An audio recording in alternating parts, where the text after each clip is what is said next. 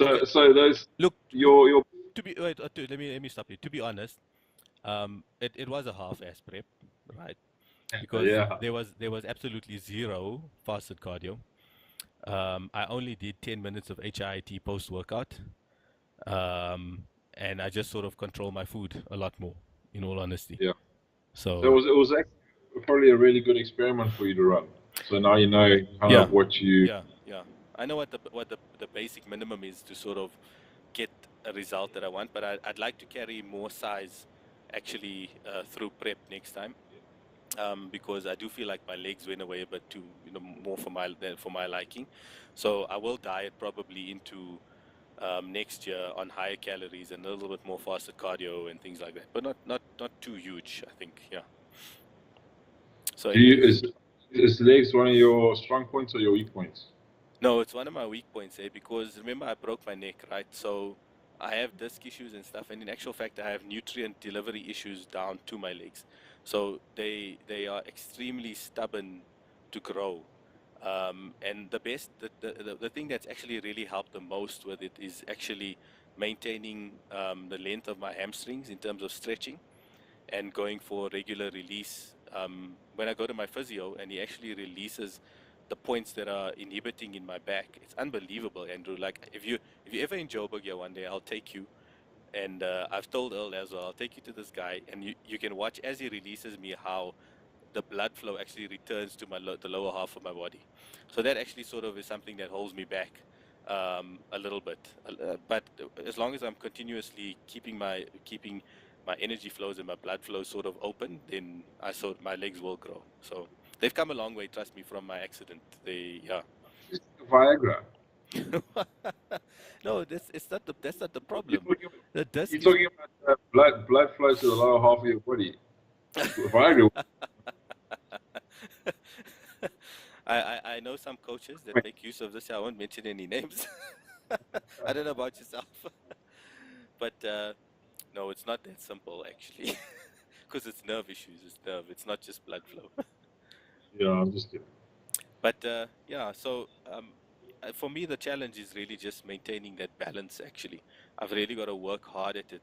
And with this prep, and even with my bulks, I've tried to be really purposeful in terms of how I'm building my body, because if I'm not going to be like some kind of mass monster standing on stage like you guys, like 100 or really thick at my height or something like that, then I've really got to be thoughtful about where I'm placing the muscle that I am trying to gain. So I've worked a lot on shoulder width and like my taper and things like that at the moment. So yeah, And you just to be stupid shredded nowadays. yeah, yeah, Like yeah. 0% body fat, No, no, negative body fat. like I'd like to like have like a Mark Krom kind of Krom Patel kind of condition, but with and with bringing my sort of rounder shoulders and all of that kind of jazz to it. Who do you think was the most conditioned bodybuilder of 2016? Um, I'd have to say Mark, eh? I really would. Um, when did Mohsin competed in 2015? Yeah, I would actually love to see them next to each other on stage, actually. But although they have different kind of condition actually that they bring to stage, like Mohsin has this Mark has this dryness about him that you don't see in other guys, but Mohsin has this detail about him that you don't actually see in other guys. He's like So fuller. He's yeah, like yeah, fuller. yeah, yeah, yeah, yeah. But More. I tell you what. So back to the show, Summer Superbody. So last show of the year, calendar year, and we had 152 athletes that entered. I mean, pretty decent for this time of year, I think. But two revelations in that show. I was, I'm kind of like personally involved there with the two of them. Both classic bodybuilders. One guy named Rainer Dietrichson. You guys should keep a lookout for him. I'll be guiding him a little bit in future.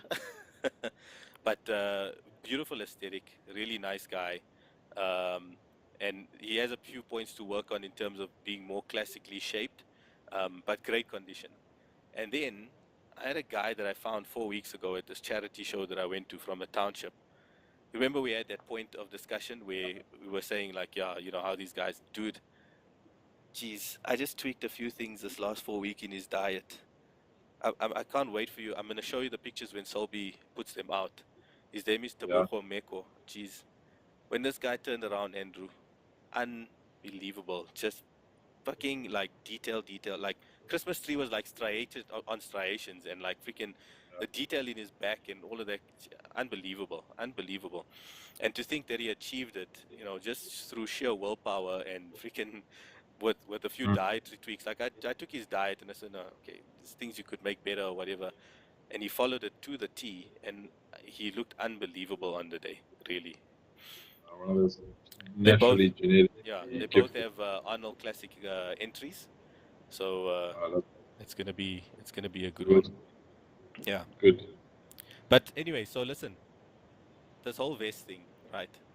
Um, I I don't actually know what it was all about. Why don't you explain to me what it was all about? well, I didn't well, okay, know. so what it was that like I took the decision that I needed to be in better shape to host the show, because at essays Yeah. I was at essays and it was like in the middle of a bulk, right? And you know what the cheeks were looking like, right? Was it chubby? You sat next to me, right? And you fed me freaking Maynard's gums. so Yeah. so You got to keep it up when you commentate. yeah, that's like the snack of choice, right? When you need to make some BCA ones, something like that, just to keep us a bit healthier. But in any case, I got after essays, we were driving back, and obviously we got requested to do the show, and I just thought, you know what, I felt really shit standing backstage with all the athletes and looking like crap. So let me do a small December prep. Try not to lose any muscle masses or as little muscle mass as possible. And Any also, muscle mass? yeah. Sorry, the sinuses are dry. Yeah. But also just, to support the guys into show, because it has been a long year, and I always feel like it's better to be able to diet with someone or feel like you're going through something with someone, as opposed to just always doing things alone.